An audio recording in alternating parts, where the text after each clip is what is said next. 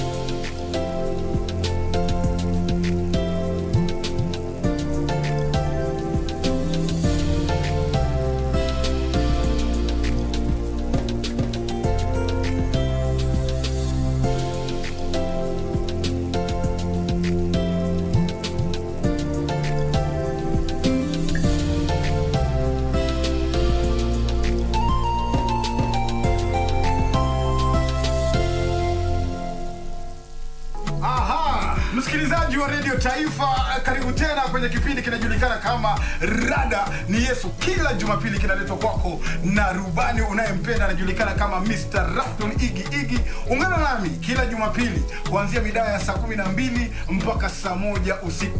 Kuna muziki noma sampulia hii. Najua nitaona mazuri. Kwambia mpenzi msikilizaji, ni kunamna ni kukaskush. Kila Jumapili ninakuletea muziki za mavijana. Kama wewe ni kijana na unataka injili kamili, utaipata hapa. Tuonane Jumapili hii. Sauti ya Kenya. The National Cereals and Produce Board is at the heart of Kenya's agricultural transformation strategy. The board is expected to play a major role in safeguarding Kenya's food and nutritional stability. We have revamped our listing framework. We have a very robust listing process, which is well streamlined. We have minimized on personal discretions. We have ensured that everything is aligned to the policies. This week on Inside the Government, we talk to NCPB Managing Director Joseph Kimoti on the assignment ahead, the challenges and the opportunities, right here on KBC Channel 1. Kaskazini Mashariki, 15 FM, hiyo yaja tena. Tulianza na Garissa, sasa twanyosha zaidi hadi Wajia. Andaa mkeka, nawa mikono, kwani 15 FM, mojawapo ya stesheni ya shirika la KBC, wamekuandalia Bunge la Roadshow tarehe 14 na 15 mwezi huu wa Mei. Msafara wa 15 FM utapitia Habaswein, La Bohol, Lehele, Wajia Town, Soko Mjinga, Griftu Stage, Mnyalo Road, ADC na kumalizia Horehei. Tokelezea, ukutane na watangazaji wa 15 FM wakiwemo Muhammad Almi, Edheba Aden, Maimuna Abdinasir Hajir, Nazlin Iman, Adan Ibrahim na Abdurrashid Salah. Mwanamuziki Ahmed Keys pia atakuwepo. Utapenda.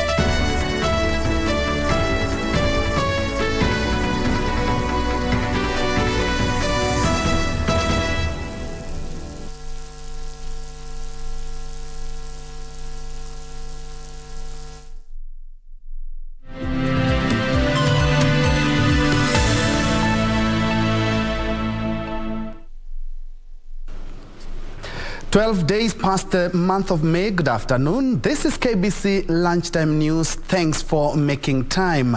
Indeed, we are keeping a keen eye on the politics of the nation, not forgetting the state of the nation. Plus, my colleagues and I have lined up these stories plus much more. Remember, we are live from the broadcasting house here in Nairobi. We are also live on all our social media spaces. For comments, suggestions, or even where you are watching us from, we highly welcome. My name is Njue, and my co-anchor who will be handling the sign language interpretation is Lensa Odingo. Now straight to the news. The Registrar of Political Parties, Anne Nderito, says she has no powers to bar anyone from contesting the general elections. Nderito says it is only the Independent Electoral and Boundaries Commission that clears aspirants to vie. The Registrar has, however, warned those seeking positions on an independent ticket to ensure all their documents are in order to avoid being locked out. We are clearing a candidate to say that is holding a symbol that is not similar to that one of a political party or another similar symbol that has been allocated to another candidate.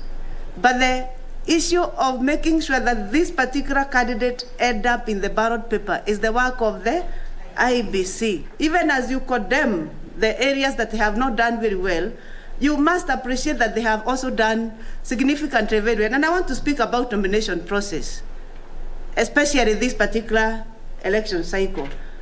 We have seen parties going out of their way, doing a lot of good work.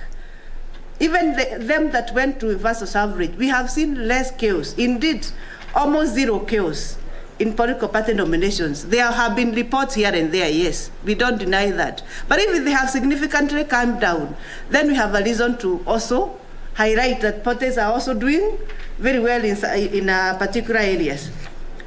In the last cycle, we had 306 cases filed in PPDT.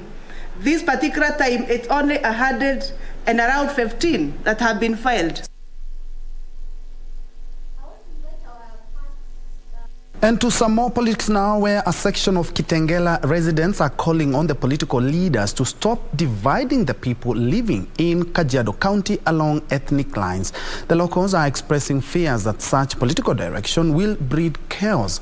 Elsewhere, efforts by Tana River woman representative, Rehema Hassan, to clinch the Bura constituency seat has received a major boost after non-local communities residing in Madogo promised to support her bid in the August 9 general elections. We now know the Kenya Kwanza plan for taking over power and governing in the unlikely event that they take power. The UDA will produce the president and the deputy president. That is to say that in the coalition, UDA will produce William Ruto as the president and also produce as the deputy president. ANC, which is to say Musalia Mudavadi, has been promised to occupy a non-existent place called Prime Minister. For Kenya, that is to say Moses Wetangula, will be Speaker of the National Assembly. PA will produce Speaker of the Senate. From this lineup, two things came out clearly. One is that Kenya Kwanza, under patronage of William Ruto, is about positions. Speaker, which Ruto has shared between Wetangula to be the Speaker of National Assembly, Musalia to be Prime Minister, KINGI to be Senate Speaker, and Mutua to be Cabinet Minister. These are called positions. These things they have shared are called positions. Vyeo, vile alikuwa anasemanga. The very thing Ruto has condemned for more than 4 years. He has been telling Kenyans that their coalition, they are coming together, is not about sharing positions. It's about helping the common people. It's about helping Mama Mboga. It's about helping Boda Boda. Now, the thing has boiled down to sharing of positions. And these men, Ruto, Musalia, Wetangula, KINGI, Mutua, are now the Mama Mbogas Ruto has been talking about for the last 4 years. Mimi nilikuwa nataraji serikali ya William Ruto nione Deputy President, Chairman of Boda Boda, Busia, nione Prime Minister, Chairman of Mamamboga from Kongwea Market, Chair Lady or Chairperson from Kongwea Market, na hawa wengine, because they have been selling that narrative for the longest time. And this is what they have been using against us, because sisi we're realists. We say things as they are. And away from politics, 10 suspected drug traffickers have been arrested by security officers in Kabete and Kikuyu area of Kiambu County with over 1,100 rolls of bang and over 600,000 liters of illicit brews. The operation was conducted by police officers drawn from all forces with assistance from members of the public.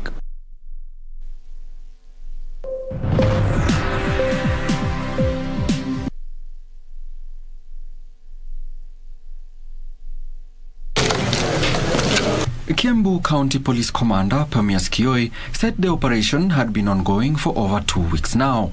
Kioi appreciated the officers for their good work in dealing with the menace. Right now, we also under the court users meeting, and I echo the magistrate in Kiambu for the good work which they are doing. Even Thika, the sentences are quite deterrent. So with this kind of sentences, I'm very sure we are going to win this war. The police boss said the good coordination between his officers and the courts had eased things by sentencing the offenders, attributing the rampant cases of vehicle vandalism in parking lots to the use of drugs and illicit brews. In other news, Trans Nzoia Governor Patrick Haemba has faulted the Kenya Medical Supplies Agency for delays in delivering medical supplies to county governments. Haemba says the state of affairs is frustrating the county government's effort to ensure the availability of drugs and other medical supplies at health facilities. Speaking while receiving part of the 100 million consignment of drugs, Haemba lamented that many health facilities operate without drugs and essential medical supplies due to constant delays by the Kenya Medical Supplies Agency. Zimebeba dawa na vifaa vingine yenye inaitwa non-pharmaceuticals ambazo zitatumika katika hospitali zetu hapa Trans Nzoia. Hizi zote zimetoka katika KEMSA na hiyo oda yetu imechukua karibu miezi miwili kukamilishwa. Haemba is proposing a review of the law to allow county governments to purchase drugs and other medical supplies directly from other agencies. Tumeitisha dawa ya karibu shilingi milioni 110 na KEMSA imetoa dawa ya shilingi milioni 53 peke yake. Na mnajua bunge letu lilikuwa imepitisha sheria hapo mbeleni kwamba hatuwezi kununua pale pengine dawa na vifaa vingine isipokuwa KEMSA. Hiyo sheria nasema ilikuwa sheria ya watapeli. Kwa sasa kama sasa, oda yenye nimepokea ni karibu 50%. Hizi dawa zingine tutapata namna gani? For Lunchtime News, I'm Safin Aching Ouma. And still at the counties, Bomet County has launched the second phase of the free school feeding program, which targets 53,000 early childhood development education. The initiative will see the county dispatch over 56,000 packets of milk to the learning centers.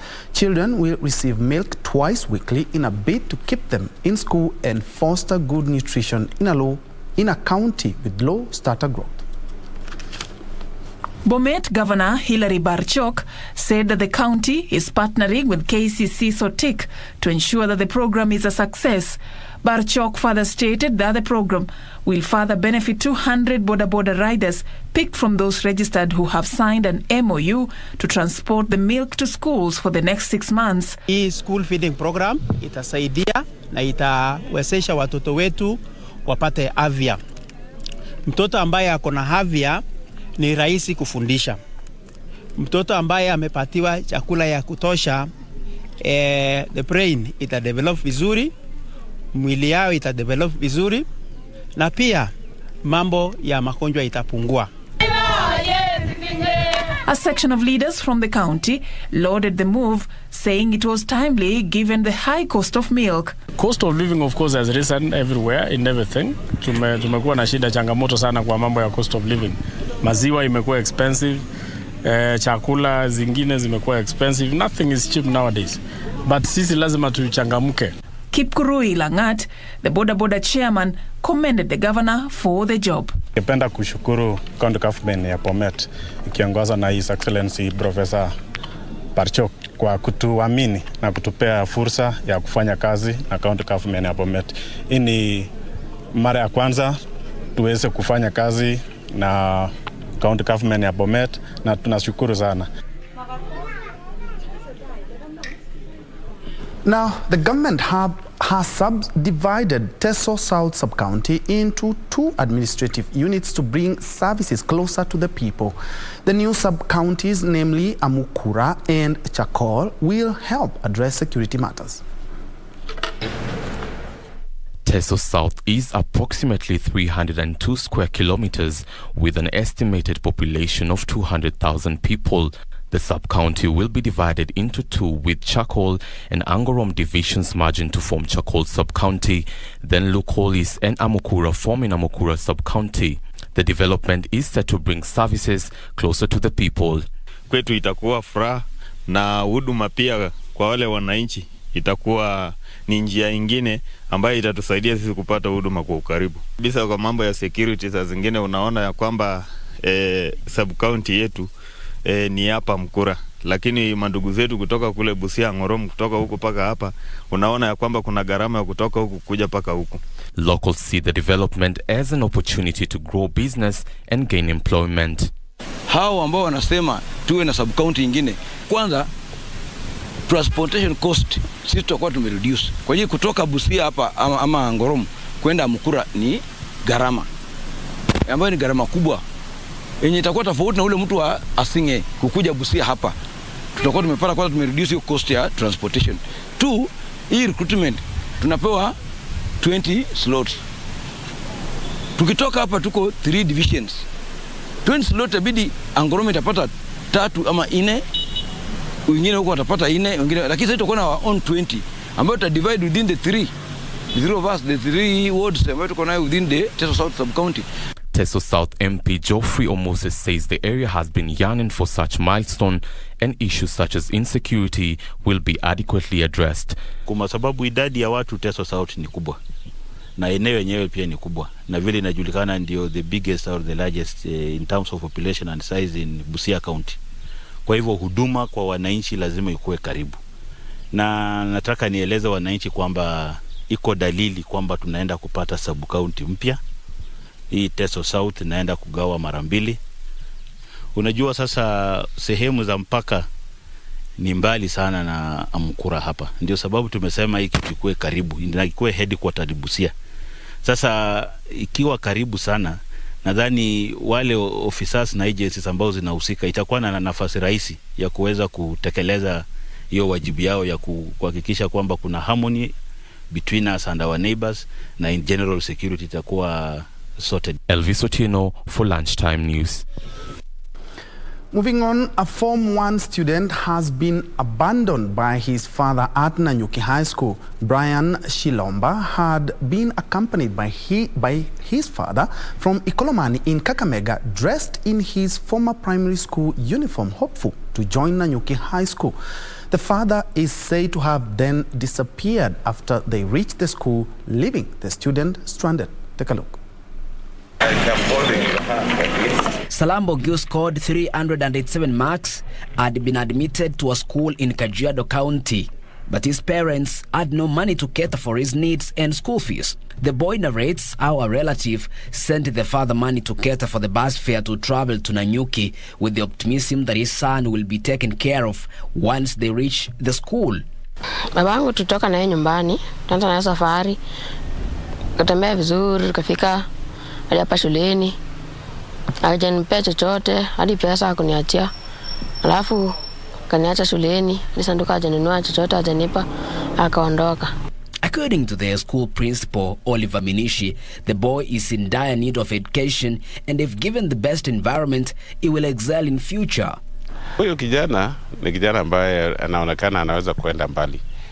But amekuwa na shida, even that 387 ambaye alipata ni kwa shida, kwa sababu huko nyumbani ni kama mambo ya fees, not really fees because primary school hawana fees, vitu ya fees, lakini I think maisha imekuwa ngumu kwake. Minishi said that despite the difficult situation at the school that has the capability of admitting 400 students, they would not send the learner away, and it was making efforts to see how the boy would first get the best needs to start his studies.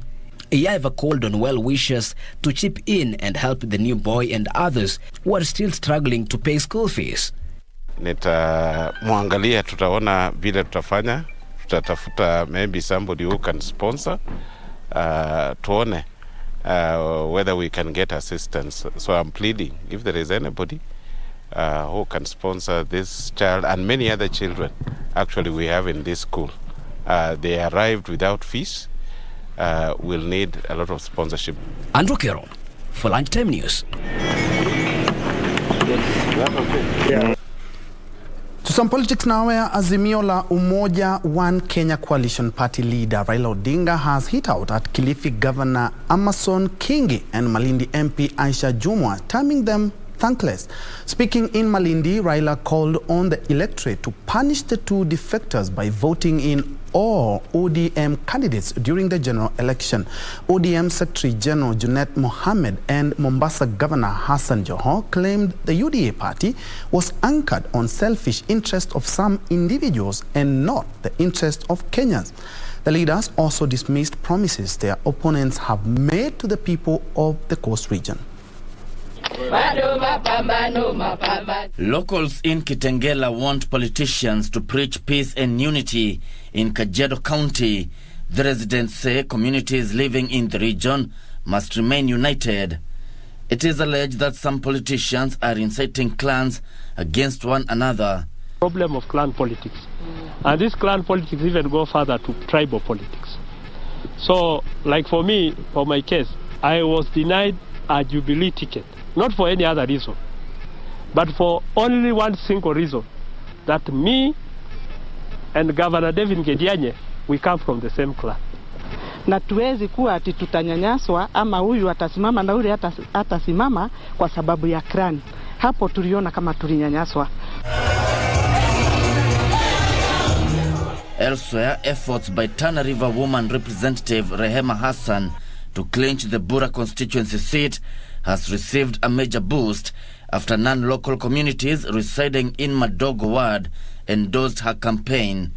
Sisi tuna mwendose awe MP wa hii area na tutamfanyia kampeni ya kutosha mpaka tuhakikishe ameingia bunge. Nachukua hii fursa kumshukuru nyinyi jamii ya Tana Bara kwa kukusanyika hapa leo kwa endorsement ya Mheshimiwa Rehema. Rehema anaungwa mkono na wamama wa Tana River karibu nzima. Madogo ward is one of the fast rising settlements inhabited by a good number of non-locals whose votes have always tilted the scale in local elections. Bishop Washira, Lunchtime News. As for that mix-up of the clip, but the RAILA story will be coming to you a little bit later. But elsewhere, through film and drama, artists are able to explore various themes and influence the way people look at different issues affecting their lives. Today in our weekly segment, Cinemas and Theatre, Jacqueline Masharia reviews the film Kiapo that focuses on internal and external conflicts of a young couple in love. Cinemas and Theatre. Brought to you by the Kenya Film Commission. Film Kenya, Capture Africa. Maimuna Yusuf. Kiapo follows the life of Maimuna, a young woman in love, but in fear of losing her lover Suleimani, a coconut vendor in Mombasa. Maimuna, urembo wote huo, ole wanamza madafu. They long to be together, but Maimuna's father Yusufu and her aunt Leila want a better life for her, which they doubt Suleimani is capable of providing. In Sami, a businessman, they see Maimuna's hope. Despite the disapproval from the family, Maimuna's love for Suleimani continues to blossom. The lovebirds take an oath to love till death do them part. Audition for this film Kiapo, and basically there are 20% experienced actors and 80% they are newcomers to the acting industry. But my experience was good, although sometimes we were pushing them very hard, especially for Maimuna, who had a lot of scenes, and we were shooting for every day consecutively for a week. Directed by Amos Mwaki, the film Kiapo has bagged various awards and was nominated for the Kalasha International Film Festivals 2021. At the same time, Kiapo is selected for the Global Indie Film Festivals 2022.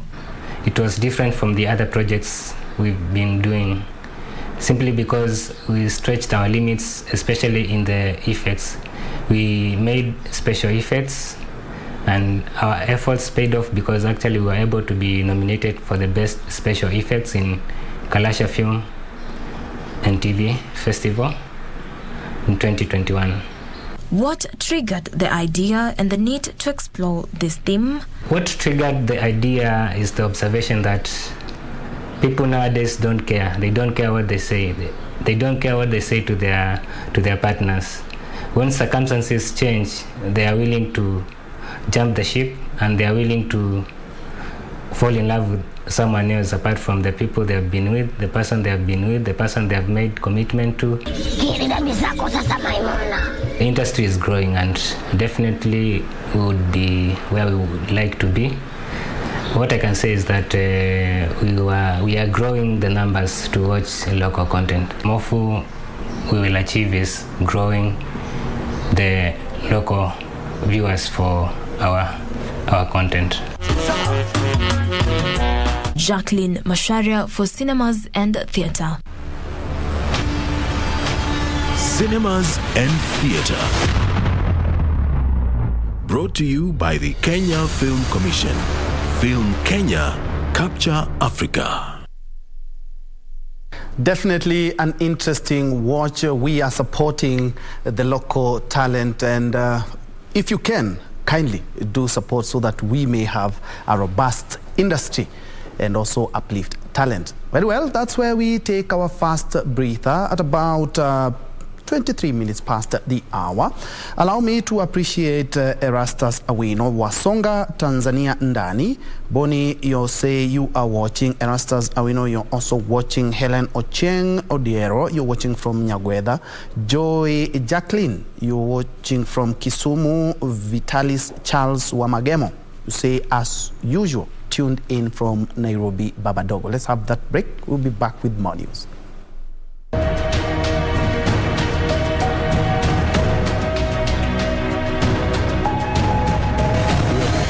Now close the border. And we have no apology as far as that is concerned. You will recall yourself that when a very large number of refugees were coming from Somalia, because of the drought there, we did agree to receive them in fulfillment of our international obligation. We did, of course, warn the international community that while Kenya was willing to take these people, there were inherent risks over the fact that not everybody crossing from Somalia, coming as a refugee, is a bona fide refugee.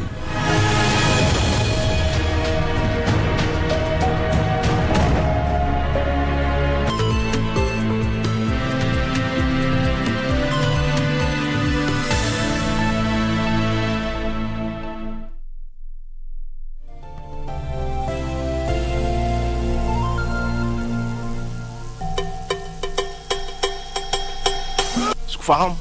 Mimi naitwa Babu. Sizia Jonte, husband to be. What if?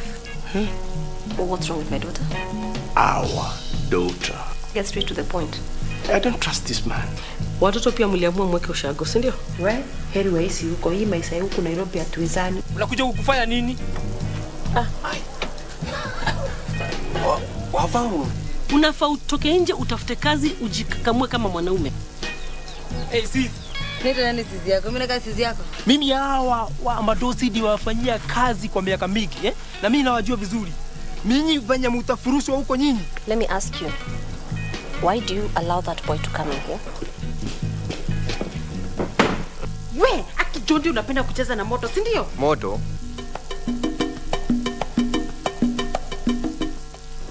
Do you have a news story to share with KBC? Get in touch swiftly on email news@kbc.co.ke or call 0723-892-654 or 0734-780-124.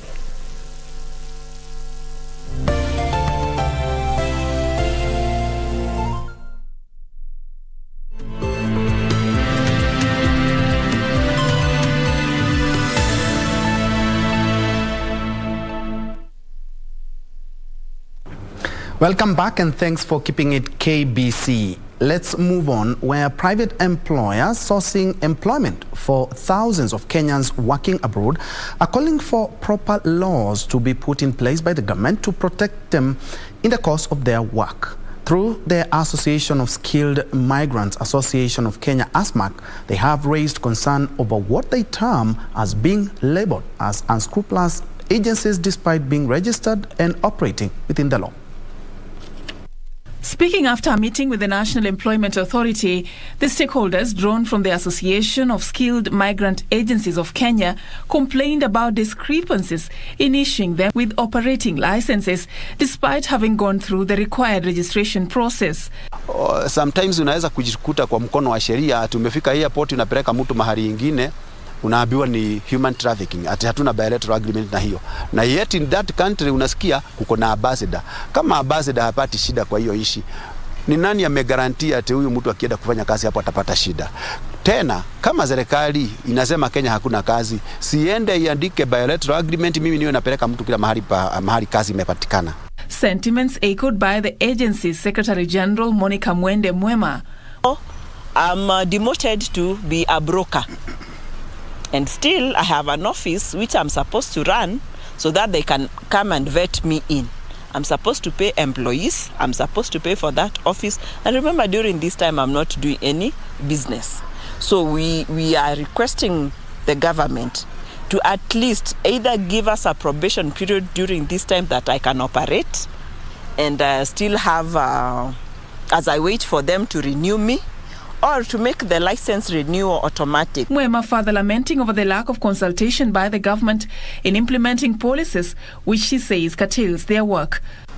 We don't want to have cases where a policy, it's in the drafts of a policy is in the final stage on a cabinet's desk for signing, while us as agents, we have no clue what is in that policy or what the policy says. Yet we are the people of that policy, we are expected to implement it. The stakeholders also called on foreign embassies to step up their efforts to ensure maximum benefits for Kenyans. For Lunchtime News, I'm Safin Acheng Oma.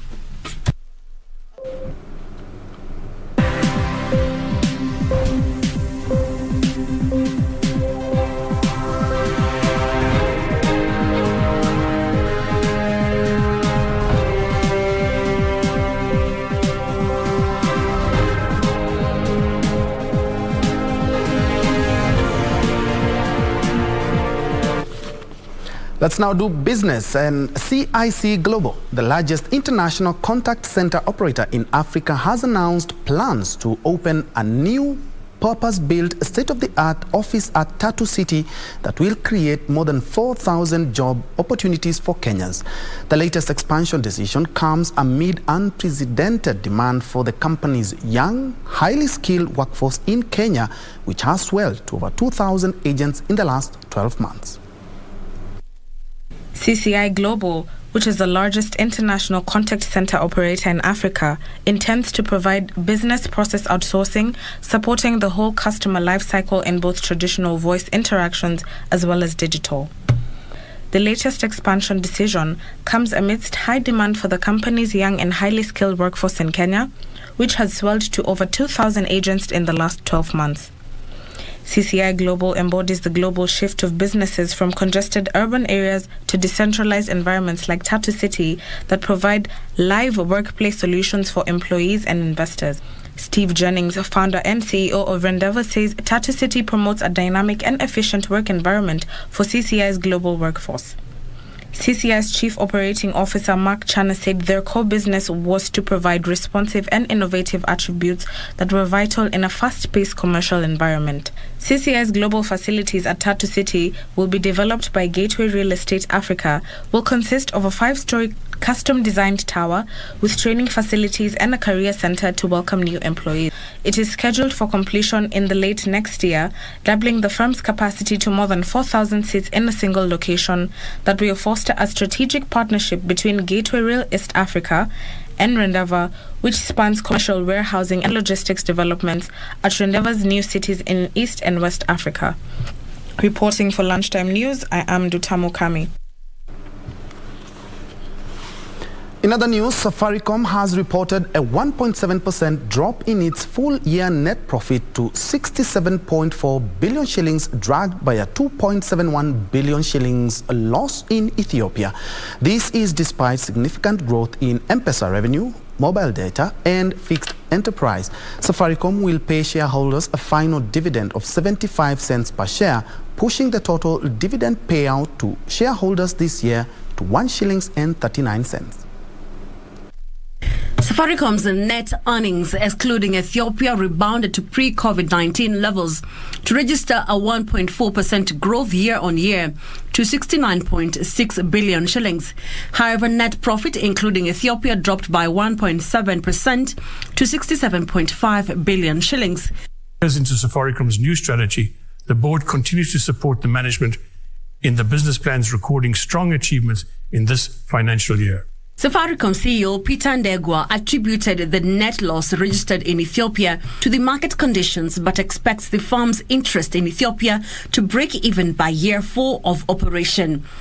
See, a lot of work is currently going on in Ethiopia with the aim of a full rollout of the network and commercial launch within calendar year 2022. The growth in earnings was driven by M-Pesa revenue, which jumped up 30%. Mobile data revenue went up 8.1%, while fixed enterprise was up 16.9%. M-Pesa revenue crossed the 100 billion shillings mark to hit 107.7 billion shillings, up from 82.6 billion shillings from the previous year. M-Pesa now accounts for 38.3% of Safaricom's service revenue. 0.3% growth in M-Pesa revenue is attributable to personal payments, which include transfers and withdrawals revenue, which grew by 30.3% year-over-year, driven by improved business environment and customer growth. Business payments, which include the Lipana M-Pesa, C2B, B2C, and B2B, a growth of 37.2% attributable to increased usage. Safaricom plans to launch an M-Pesa Junior product targeting those aged below 18 who have access to mobile phones. Safaricom board has recommended a final dividend payout of 75 cents per share, which in addition to the 64% per share interim dividend brings to 1 shillings and 34 cents the total dividend payout to shareholders this year. Caroline Jenga for Lunchtime News. Elsewhere, Kenyans can now enjoy cross-border international insurance services following a deal between an international administrator, a medical services facilitator on projects that will provide access to healthcare across multiple African countries. The partnership between Unisure Group, Regional Financial Services Company MUA, and Smart Applications International seeks to address hurdles faced by those seeking health insurance services around the African continent. Kenya is among countries which the World Bank says has a large share of its citizens paying for health payments out of pocket as a portion of health expenditures, rising from 40% in the year 2000 to over 65% by the year 2018. The effect of out-of-pocket payments has been related to taking more families into poverty. Insurance stakeholders say a solution is on the horizon. Kenyans will be able to access a more affordable product that has quality and that is driven by local technology, that is through smart technology, and that will benefit all stakeholders concerned. Players say strategies such as the Njue Group, More and Smart Applications International Strategic Partnership would address regulatory requirements that may exist with cross-border insurance transactions and take medical insurance and service delivery to a larger number of members who previously would not access such a service. For us as a medical insurance administrator and assistance provider, we knew that we wouldn't be able to structure something that is unique and new to the markets by ourselves. We wanted to do that with partners. We're greater when we're all together, and to use the strengths of each of one of us to make it work. There's an insurance company who hold the risk, there's Njue who distribute the products and who knows well the benefits of the product, and to serve it to many people we need technology. The partnership currently extends across East Africa and the Indian Ocean islands, including Kenya, Tanzania, Mauritius and the Seychelles, with Uganda and Rwanda expected to join in the second half of the year. Alan Oko, Lunchtime News. Elsewhere, Kilifi and Mombasa residents are said to benefit from steady supply of water following rehabilitation of Baricho Water Project at a cost of 971 million shillings. Water Chief Administrative Secretary Dr. Andrew Tuimore says the project is about 38% complete and will supply about 90,000 cubic meters of water daily. To bolster water supply across the country, the national government is undertaking 685 water projects and has already constructed over 2,500 dams since the year 2013. So far, Kenya is at 70% water coverage and 40% in sanitation. Ministry of Water and Sanitation is focusing on rehabilitating of water boreholes at the cost to meet demand for domestic use. According to the Water Chief Administrative Secretary Dr. Andrew Tuimore, the 971 million project, which will be complete by November this year, aims to protect the boreholes from floods. Dr. Tuimore said the 11 boreholes was one of the biggest source of water at the cost supplying over 90,000 cubic meters a day. This has been done at the cost of 791 million or 971 million, courtesy of the World Bank. And it's very important that we did this because this place supplies about 90,000 cubic meters of water. It has a potential of 180,000 cubic meters of water. So there's a lot of potential here. The aquifers here are very good, and this is actually one of our major water sources for both Kilifi and part of Mombasa. So that's why we're really here today. He says the project is facing delays in its completion due to the outbreak of COVID-19, which disrupted the importation of key materials. There's always a small delay here and there, considering what is going on. You heard of the COVID-19, and that's why some of the materials have not reached here.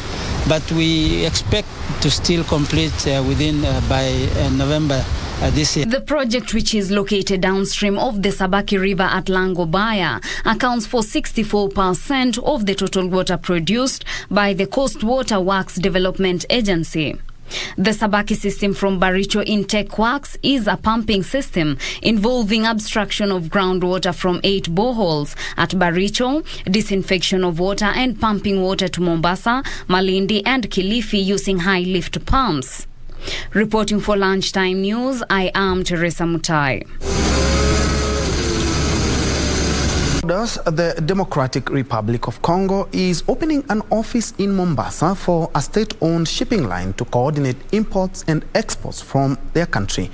The Democratic Republic of Congo recently joined the East African Community and aims to provide trade opportunities among member states to increase intra-EAC trade and benefit from the common market. Here are the details of this and more from across the continent. The Democratic Republic of Congo has opened an office to a state-owned shipping company to channel more DRC import and export cargo through the port of Mombasa. The state-owned shipping line has adequately addressed the issue of storage, traceability, and security of its products and will be responsible for collecting royalties from shipping lines that carry cargo to and from the DRC. The country comes into the EAC bloc with a huge market of 90 million people and the potential to contribute to an expanded market and investment opportunities to boost the East African Community common market. Meanwhile, the Nigerian National Petroleum Corporation has assured Nigerians that the country has enough local supplies and national stock in excess of 2.5 billion litres, urging them not to engage in panic buying of fuel. This comes after long queues appeared in the federal capital, Abuja, with motorists reporting difficulties in securing fuel. This is the second time this year that the West African country is grappling with fuel-related disruptions. Nigeria is Africa's biggest crude producer, but depends on fuel imports to meet local demand, as its 4 refineries are either not working at all or operating below capacity. Finally, Senegal's president has announced emergency cash transfers to more than 500,000 Senegalese households to help them cope with the effect of the war in Ukraine and the COVID-19 pandemic. The emergency project is funded by the World Bank, with other donors including Germany and the United Kingdom. Senegal's economy returned to its pre-COVID-19 growth trajectory last year, but the war in Ukraine clouds the outlook for the economy. Senegal will use mobile payments to transfer funds to poor households. The rise in global food and energy prices caused by the conflict comes on top of the aftermath of the pandemic, regional insecurity, and rising social demands in the run-up to parliamentary elections. Further afield, Apple has lost its position as the world's most valuable company amid a broad sell-off of technology stocks. Saudi Arabian oil and gas producer Aramco has reclaimed the top spot from the iPhone maker for the first time in almost 2 years. Investors have been selling shares in technology firms as they move into what they see as less risky assets. Here are the details of this and other story-making headlines from across the world. Shares in Apple fell by more than 5% in New York on Wednesday to end the trading day with a stock market valuation of $2.37 trillion. This means Apple has lost its position as the most valuable company in the world to Saudi Arabia's oil and gas producer Aramco, which was valued at $2.42 trillion. It is the first time that Aramco has held the top spot since 2020. Apple's shares have fallen by almost 20% since the start of the year after a sell-off in technology stocks. Meanwhile, the UK economy shrank in March as households began to feel the impact of rising prices and cut down on spending. The economy contracted by 0.1% in March after no growth in February. The Office for National Statistics say people were spending less in shops and cutting down on car journeys due to high fuel prices. Although the economy contracted in March, it grew by 0.8% overall in the first 3 months of the year, which was driven by hospitality and travel industries recovering from coronavirus pandemic restrictions. Finally, crude oil prices dropped more than 1% on Thursday in a volatile week as economic concerns and recession fears dogged global financial markets, outweighing supply concerns and geopolitics tension in Europe. Crude oil prices are under pressure this week, along with global financial markets on jitters over rising interest rates, the strongest US dollar in 2 decades, concerns over inflation and possible recession. However, supply concerns stemming from Russia's invasion of Ukraine have bolstered the market, with prices rising over 35% so far this year. A pending European Union bans on oil from Russia, a key EU supplier of crude and fuels that could have further tightened global supplies, is underpinning prices.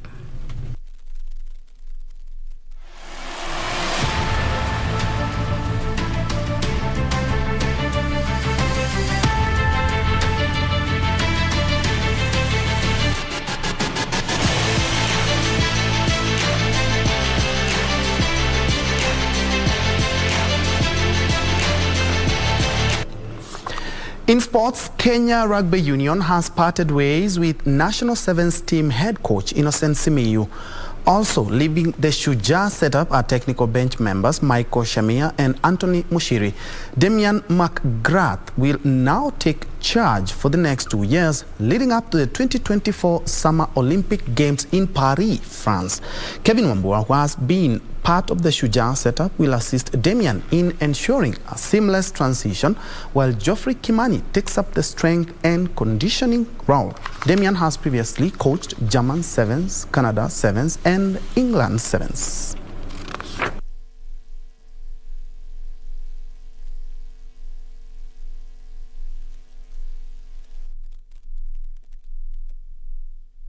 In soccer, Gor Mahia and AFC Leopards fans are thrilled to have watched the 94th Mashemeji derby in the stadium after nearly 2 years of watching the matches on live television. The game at the Kasarani Stadium over the weekend ended in a 1-1 draw. Gor Mahia and AFC Leopards fans were thrilled to have entered Kasarani Stadium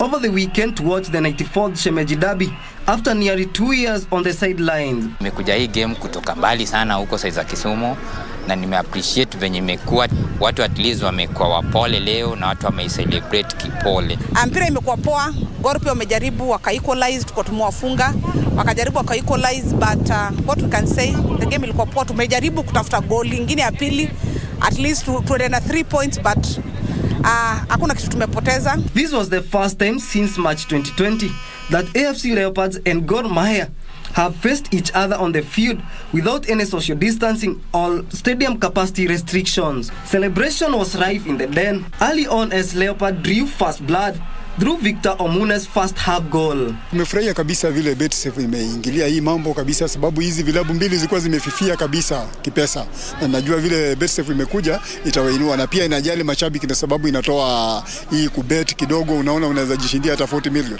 The Leopards hopes for the first win against Kogalo in the 6 years were dashed in the second period thanks to Benson Omara's second half effort. Definitely a sight for sore eyes seeing fans back in the stadiums.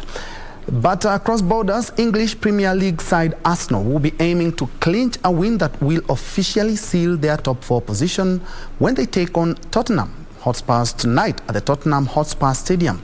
Meanwhile, Manchester City now needs only 4 points from their final 2 fixtures to ensure they will finish above Liverpool and win their 4th title in 5 seasons after a deserving 5-1 win over Wolves at the Molineux Stadium last night.